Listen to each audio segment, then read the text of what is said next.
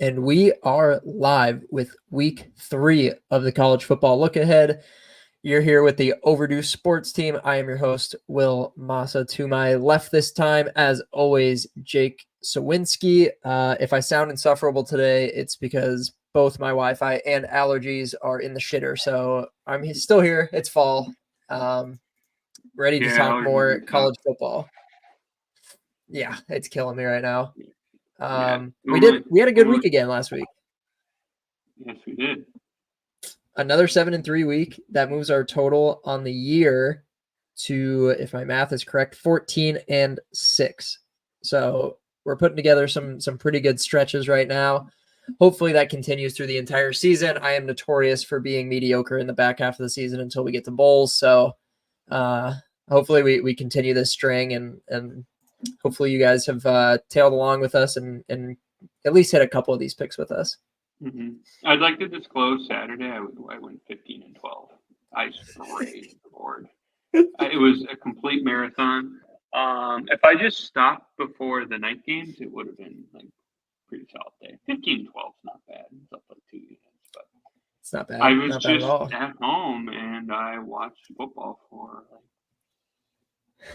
12 hours. It was sick. As God intended. As God intended. Exactly. As God intended. I was awake for God's day before the last games ended, even though God kind of took the money. Do you have any big takeaways last week? I've got one big one. Colorado is worse than last year, I fear. We both predicted that it was going to be Nebraska. You don't have no, it's not that I fear. It's the same team as last year with a worse offensive coordinator. It was disgusting. Yeah, we were both on Nebraska. Yeah. Luckily, you and I were both on Nebraska there, so that made it easy. Last Friday, we had Duke and Northwestern in a snooze fest. I actually watched the entirety of that game because it was head-to-head with an NFL game, so I kind of just watched both. Duke won outright, so that was also another pick by both of us. Northwestern on the little turf field, the high school field, stands on one half, 500 kids in the crowd, just was never going to be. Both those teams were not good, though. That was an ugly game. I don't know if you had. It's kind of what we said. No, like we were out for the Packer game. It was my birthday on Friday, so we went out for that, and they didn't have the college game on. But I felt like I summed that up pretty well because I mean, when you make a bet, one side hits, one doesn't most of the time. But like win into overtime, that's as close to 50-50 as you can get. You know, like the overtime break is just a break. So I mean.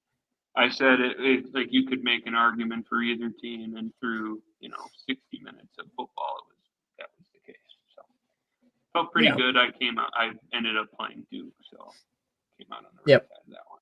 Yeah. Big clunker of the week. We're always good for one. Texas at Michigan. They thumped Michigan. Yeah, from the get-go. Yeah. But yeah. I was sad too because I had a money line parlay, just like a unit to win 22 units, and I had South Carolina, Michigan blew it, and then I had another +8 dog in there that ended up winning outright. I don't remember who the third team was, but that was a little sad because it was never No, Michigan, it wasn't.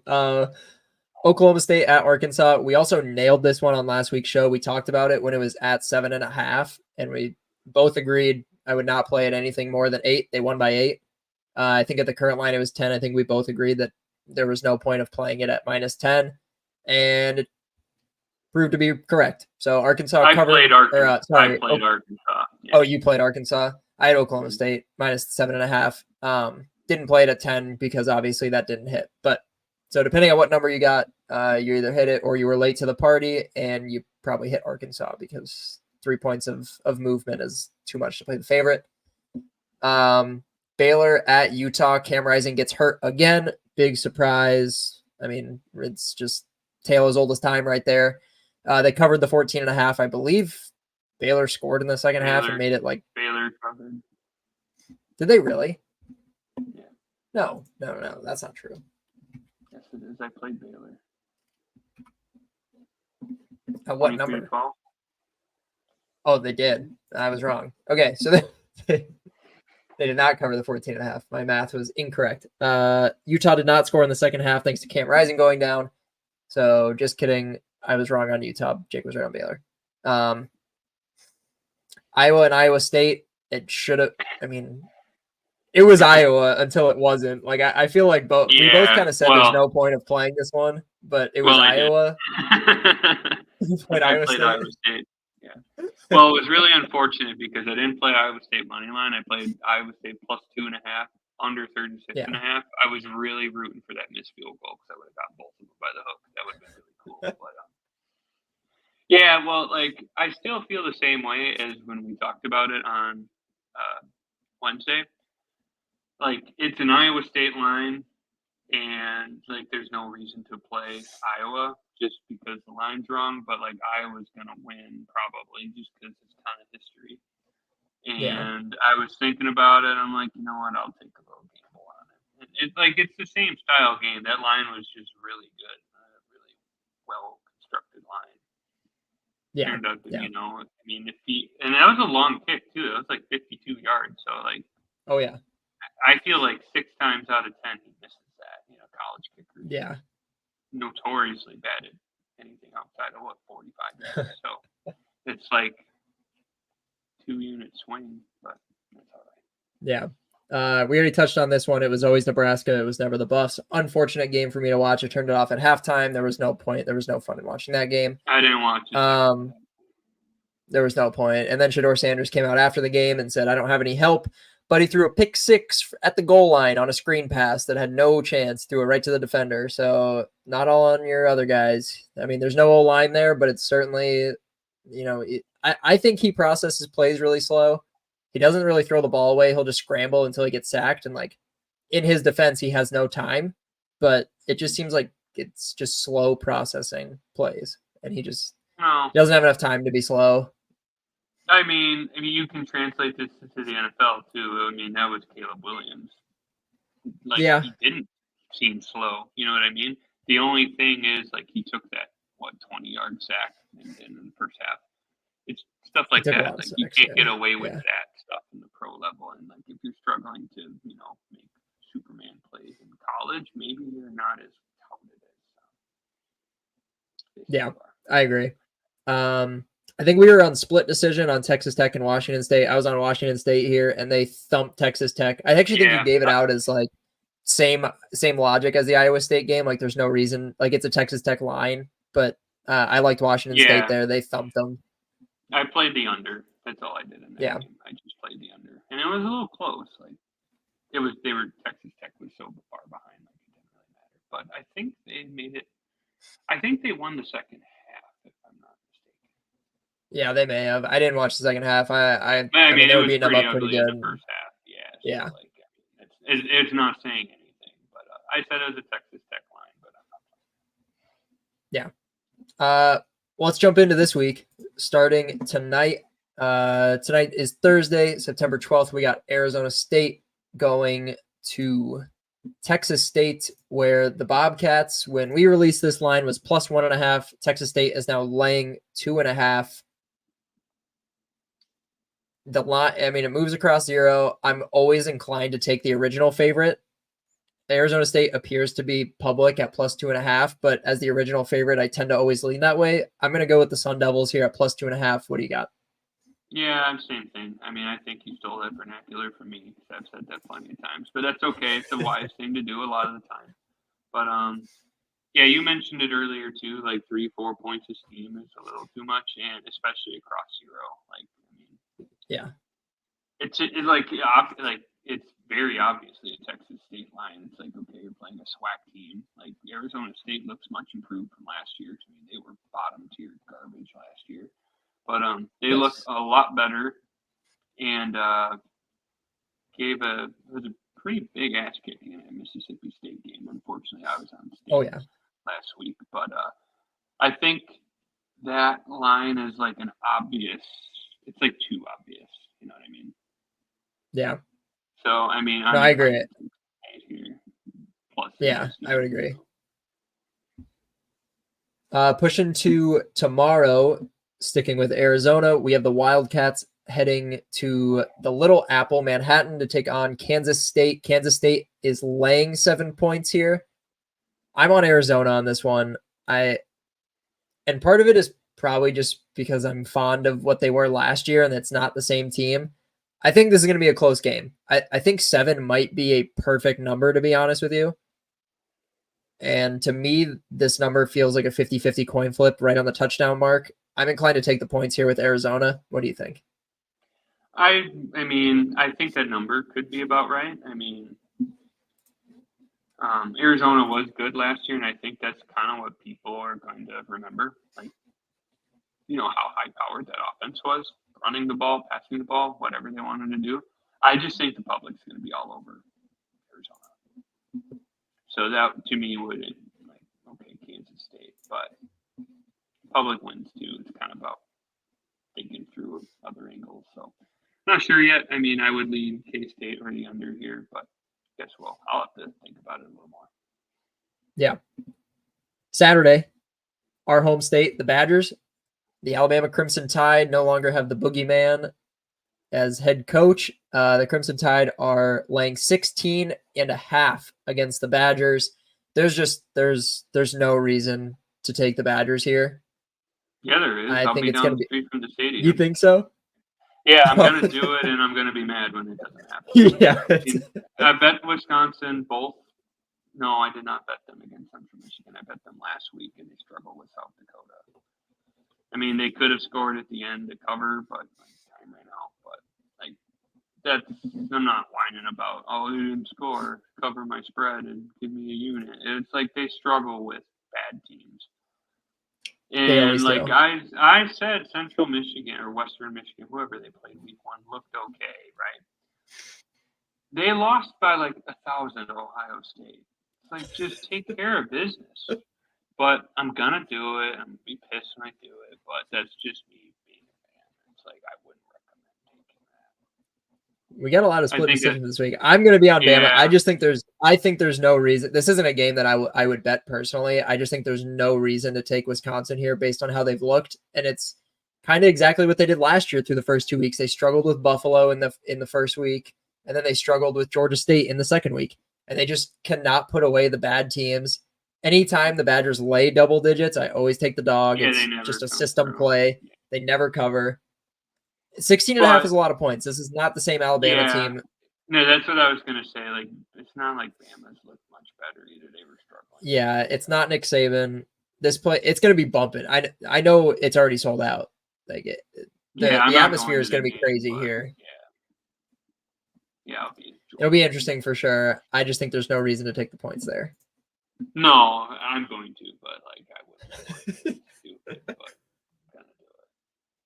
This next game is one that I've been eyeing up, and I think we're both on the same page here. I think we have to go back to the well. Texas A&M heading to the swamp. You don't have Texas, but I'm going to. Texas A&M laying 3.5 in the swamp. It's the Gators.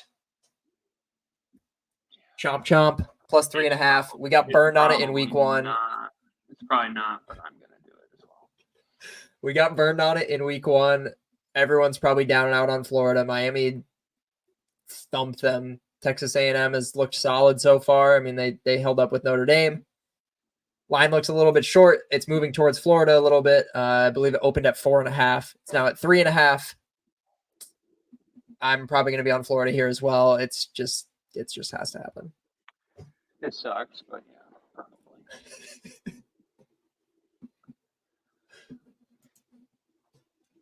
probably. Big rivalry game in the Pacific Northwest. Washington State Cougars heading to Washington, where the Huskies are laying 4.5. I'm going to stay with the hot hand here, and I'm going to go with Washington State plus 4.5. I don't know. This one's kind of tricky because Washington State has looked pretty good. I mean, they did beat up on a pretty not good Texas Tech team. But how much of that Washington being favored is just because they're at home? I'm not really sure. So, jury's still out for me on this one. I'm not really sure. I mean, I'd have to think that the dog is going to be public again just because of the way they've been playing so far. And I mean, Washington lost their head coach, gutted in the draft. I mean, Dunze and Penix and all those guys are gone. If they weren't drafted, they certainly transferred. So maybe it's a case of wrong team favored for a reason, but like I'm not sure yet. I mean, I don't have a good read on this one. I don't know much about Washington yet either, so I can't imagine it. I don't either. I haven't gotten eyes on Washington yet. I've caught glimpses of Washington State, so that's part of my basis. Yeah, but I think you're right. Like line looks a little bit weird. Mm-hmm. I think it's going to be a little similar to the Arizona K-State game where the public's going to be all over that dog.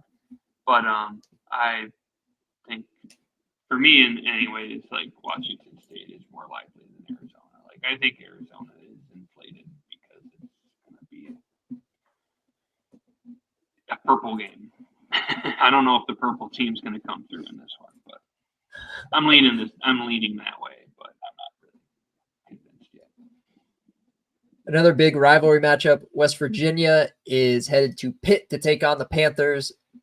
The Mountaineers are laying 2.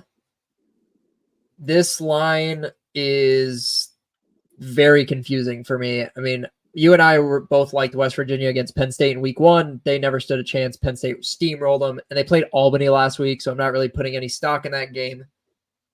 Pitt came roaring back. Cincinnati was kind of beating them handily in the first half. They came storming back.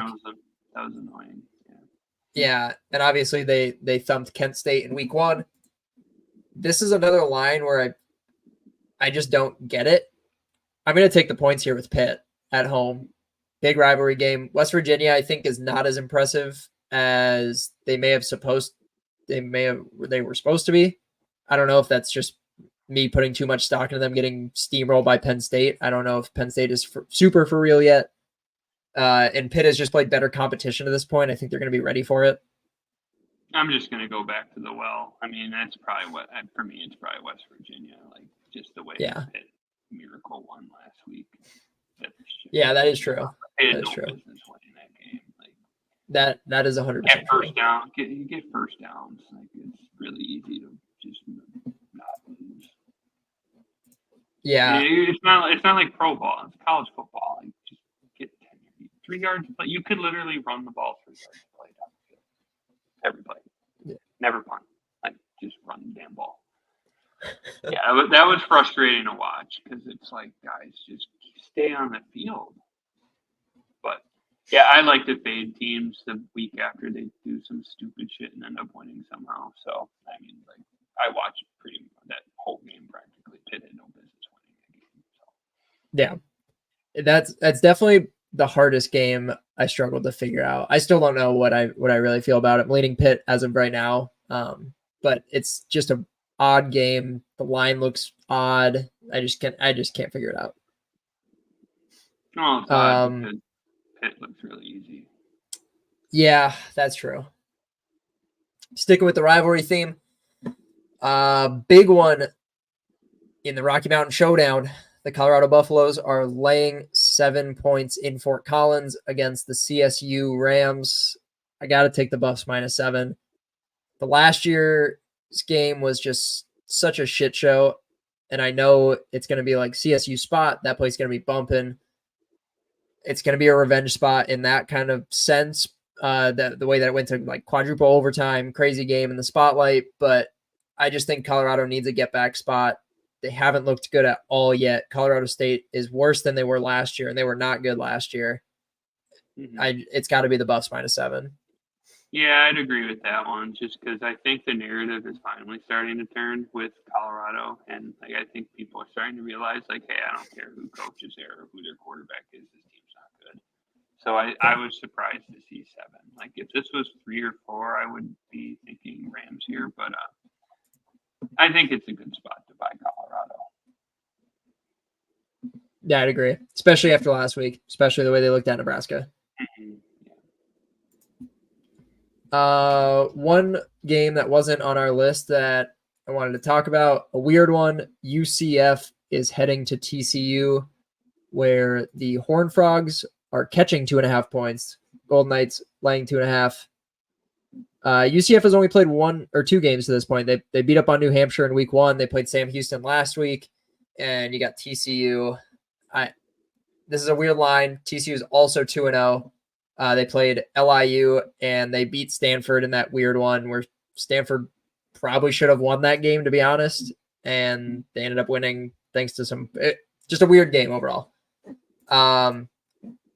They're actually dogs. They're home dogs. I like the home dogs here in TCU. What do you think? I have no thoughts on this game. I have no idea. TCU is a home dog against USF. UCF, Central Florida. Oh, UCF. I thought you said USF. Yeah. I was like, no. Central Florida. No, what are you doing? Yeah.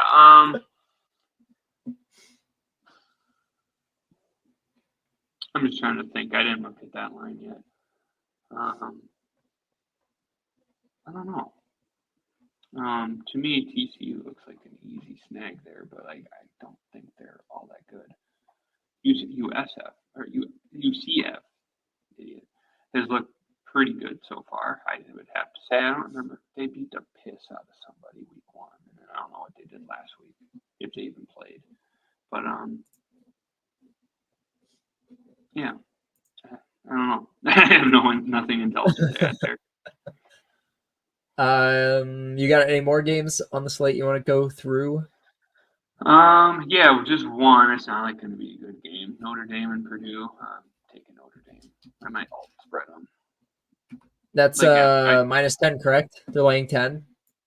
Yeah, alt spread. Laying 10. Yeah, I agree with that. I after the loss last week. Yeah, I took the 28 with NIU, and that was so easy.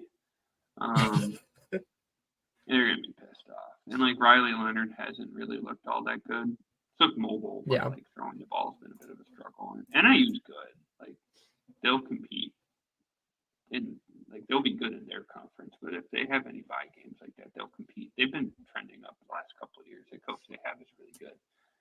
But yeah, I think that is a great spot to play Notre Dame. I would agree. It is a smash spot for Notre Dame after probably the biggest upset we'll see all season, to be honest. And the only reason that it didn't dash the playoff hopes is because it's expanded now. So even a one-loss Notre Dame team gets in. So like even Florida State's not out of it technically. Like they'd have to win out.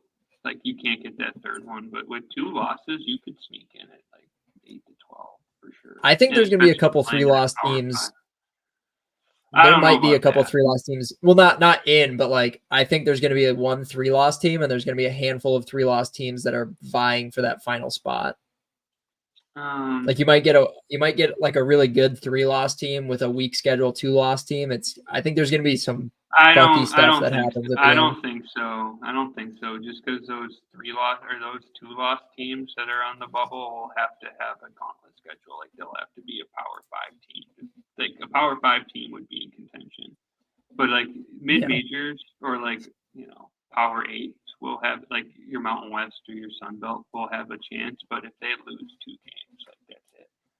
So I think it's gonna if there's Power 8 teams that aren't real good, right? Like the 1-loss James or the no-loss James Madisons or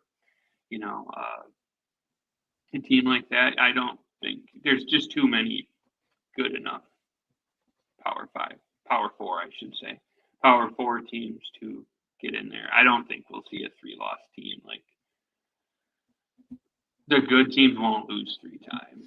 Like you can run through it in your head. Like look at each conference champion matchup; they won't lose 3 times, and then it's like those group of 5 or the expanded Sun Belt, Mountain West, American Conference. Like they'll need 1 loss to even be considered. Like 2, they'll be out of it. So I don't see a 3-loss team. I could be wrong, but I don't see a 3-loss team being in contention. Yeah. So Florida State would have to win out.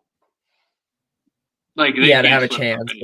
Yeah, and I don't even think they have a chance now. But like their season's not over.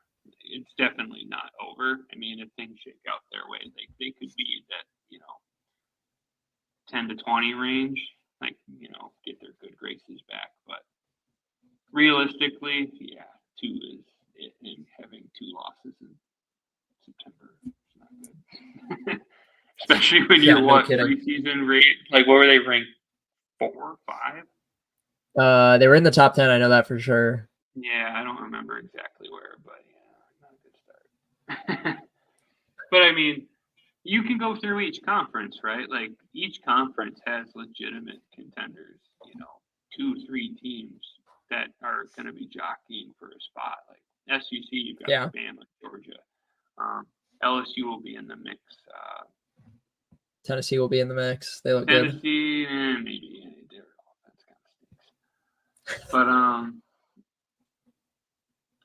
you'd say Kentucky in years past, they're always like that Iowa-esque team, 25 to finishes at 15. They're kind of in that range. A&M had some good hopes for this season. Don't know if they're going to be good enough yet with Mike Elko just starting there.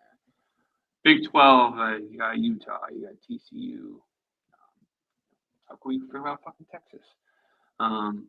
Big 10, you've got Ohio State, you've got Oregon, you've got USC is playing good ball right now. I saw a lot of people on Sports Center or wherever talking about how they don't like you can lose 2 times and your season's over, or it's not over yet, or you know what I mean? Because like in years past, you lost one, like you were like, you're pretty much done. Season's over. Like your margin for error is so much greater now. Like they were arguing they don't like that, but it's like there are still a lot of good teams that will finish the season with 1 loss. You know what I mean? So maybe the margin of error isn't increased that much. You know what I mean? Because you'll have a couple 2s get in, but there's going to be a lot of 1-loss teams, I think, or a lot of 2-loss teams. So I think 3 is outside the realm of possibility. That was long-winded, but I don't know. There's like conflicting arguments about each, on each side of it, and it's like I think it's still like 2 losses. Your season's probably over unless you win out. But is there anything telling? Yeah, but I mean, is there anything suggesting to you that Florida State's going to win out? They lost to Georgia Tech. No. Improved, but then who the fuck did they lose to last week? I don't remember. Boston College, great start. You got to go play Miami. In North Carolina and Duke and competent teams in your conference, and you haven't won a game yet. Yeah, they're cooked. Yeah, I would agree with that. I think they're. Yeah, it'd have to be crazy for a 3-loss. I wasn't trying to poo-poo on your take. I came across that way, but I don't know. I don't think it's going to change that. Yeah. I mean, when I think about it, like how many really good teams are going to end with 1 loss, it's going to be a lot. Like there might be 7 really good 1-loss teams. Yeah, that's what I mean. I think Georgia's going to be. Obviously, you get the mid-majors get the auto bid. Yeah, you get auto bids, but. Yeah, exactly. So it's like it's still not like, hey, you got a chance with 2 losses in mid-September. Your season's over. Like their season's probably over. Like they'd have to gauntlet. And I don't even know what their schedule looks like either. The ACC is nothing special when it comes to football. It's never really been anything special when it comes to football. Like you play Virginia and Boston College and Virginia Tech. Like Virginia Tech used to be good. They're not anymore. It's been like 10 years. Yeah, I mean they still have Clemson on the schedule. Yeah, they still have Notre Dame on the schedule. It's done. Yeah, and I mean look at Clemson. Look at Clemson. Like I laid the 17 with Clemson yesterday, and I bet the under. They scored 70 points.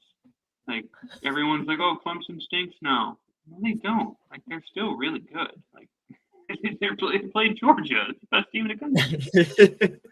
It's like, yes, they've been struggling on offense and whatnot, but that defense is still, amongst the best in the country. I'm just 2 losses might even. It might still be 2 losses, you're done. Like it very well could be. There's a lot of talent. Yeah, absolutely. Yeah, I didn't mean to take 5 minutes up there, but no. I don't know. I just saw Booger McFarland last week whining about how he doesn't like the new changes because it gets rid of the sense of urgency because of dude, you played football. What are you talking about? look at the landscape. There's so many good teams that are going to lose one game. Yeah. It's crazy. Yeah, that is true. Yeah, you'll probably get a couple twos in there, but Yeah. Oh, yeah, twos for sure. Like, I feel like Ole Miss is like that perfect team to talk. Like, use them as an example, right? Like, they'll lose a tough one and lose to Georgia. So like they're always 5 through 10 with 2 losses and just miss out. Like Ole Miss is going to be in there, and like that's the team I'm talking about. Like those teams are really good. Like in Iowa, even though they're not flashing any bit away, but like they win the schedule they should have. The only difference is this year they lost a game that they usually win. So I mean, you could probably, unless if Iowa doesn't slip up, you can book them for probably 2 losses. Yeah. Maybe even 1, because like they might not even make it to the championship game now because they don't have the East-West in the Big Ten anymore. It's just the best. Yeah, that's true. Yeah, that throws a weird wrinkle in it like, too. Yeah, they could finish with 1 loss, but they lose out because they don't play that championship game. Because, I mean, do Oregon and Ohio State play each other? Probably not. Can't imagine. They do. Okay, so like that, you'll have 1 loss in the Big Ten get in, at least. Yeah. The loser of that championship game will be in. And it'll probably be the same in the SEC. Like you'll probably have a no-loss Georgia and the 2-loss runner-up or the 1-loss runner-up. So, I mean, there's a lot of scenarios, but like I'm just out on it creates a lax environment for like your season's sense of urgency. No, it doesn't. Like, the coaches are coaching the same way. The fan bases are reacting the same way. You know what I mean? Like that's the tale as old as time. You lose that 5 game, season's over. Yeah. It's not going to change. No. So. Well, that's our show, folks. No, that's all we got today. Ran through the slate, covered some playoff talk. We'll probably dive into more playoff talk once official rankings come out. To be honest, I'm not a huge fan of preseason rankings. I understand why they do it, but I don't put a ton of stock into it.